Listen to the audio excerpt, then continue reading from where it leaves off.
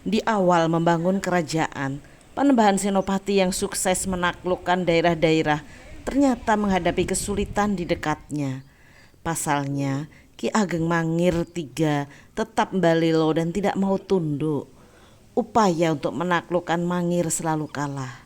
Sebelum dilanjutkan, subscribe kanal ini lebih dulu, like, komen, dan share agar kanal ini bisa terus mengunjungi dengan informasi menarik lainnya.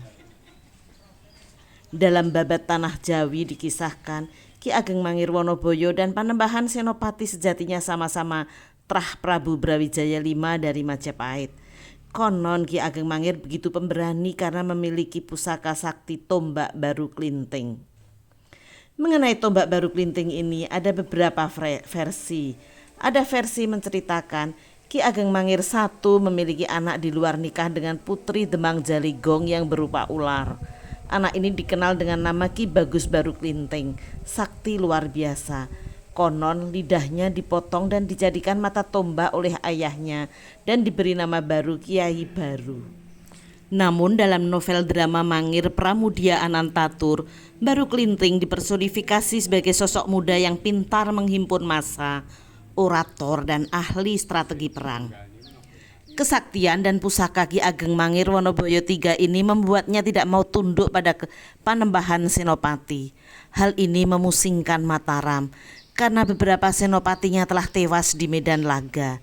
Atas saran Ki Juru Mertani dibuat strategi emas Apus Kromo. Untuk itulah Ratu Pembayun, putri kesayangan Panembahan Senopati, bertugas mengalahkan Ki Ageng Mangir. Ratu Pembayun menjadi Senopati Mataram dengan menjadi penari tayub bernama Loro Kasian.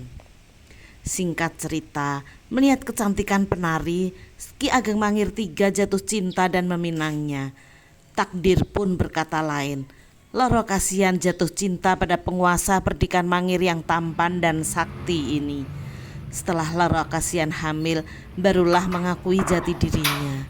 Cinta membuat lupa. Tidak peduli Panembahan Senopati adalah musuh, Ki Ageng Mangir bersedia marak menghadap sang mertua. Dalam Facebook Mangir dan Ki Ageng Mangir dikisahkan seakan pusaka baru klinting dapat mengingatkan Ki Ageng untuk tidak meneruskan perjalanannya. Kalau diteruskan, dipastikan nyawa akan melayang. Namun keyakinan cinta pada sang istri membuat ia tetap meneruskan perjalanan. Maka di tempat diingatkan itu, desanya kemudian diberi nama Palbapang. Sampai di sebuah tempat semuanya istirahat. Ki Ageng kembali teringat pesan. Hal itu membuatnya ragu, ngemban mentul. Namun cinta kembali berbicara, menantu harus berbakti. Akhirnya mereka meneruskan perjalanan dan desa itu kemudian diberi nama Bantul. Sampai di keraton mereka disambut Ki Juru Mertani dengan halus meminta tombak baru klinting ditinggal kala menghadap dan sungkem mertua. Disinilah kemudian muncul pelbagai versi kematian Ki Ageng Mangir.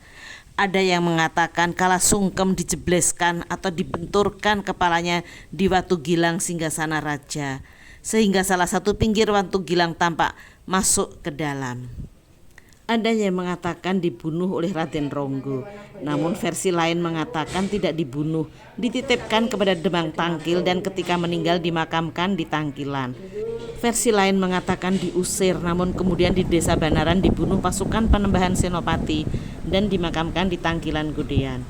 Sementara Ratu Pembayun kemudian jadi putri teriman Ki Ageng Karanglo dan dijadikan menantu. Karena itu dimakamkan di kompleks makam Ki Ageng Karanglo. Namun versi lain mengatakan makam Ratu Pembayun ada di Kampung Keramat, Kelurahan Kebayunan Tapos, tidak jauh dari makam Nyimas Utari, mata-mata Mataram yang berhasil membunuh Jan Pieter Sunkun. Nyimas Utari adalah cucu Ratu Pembayun dan Ratu Pembayun menemani putranya Raden Bagus Wonoboyo mengawasi pergerakan pasukan Mataram menuju Batavia pada 1627 hingga 1629.